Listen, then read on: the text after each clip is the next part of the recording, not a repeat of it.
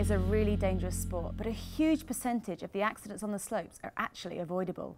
It's about taking self-responsibility and making sure mountain safety is one of your biggest concerns. We touched upon this yesterday, but physically preparing yourself before you go on holiday can really reduce the likelihood of injury.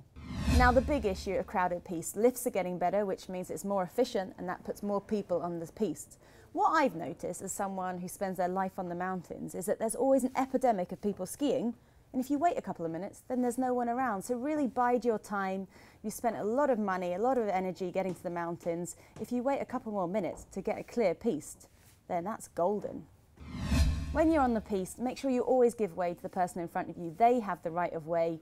You can see what they're doing. They can't see what you're doing, so they have priority.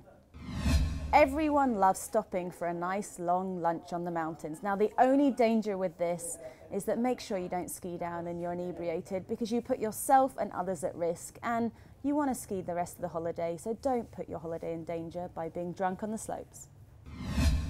My last tip might seem an obvious one, but ski within your ability. The first thing I always teach people when they're learning is how to fall. If you know how to fall safely, then you should be safe on the slopes. But you see these beginners really trying to charge down the slopes. They might see racers like me going really fast and they want to do that too. Now, it's taken me 28 years to go 92 miles an hour. So use that as an advice to go at the speed that you can control.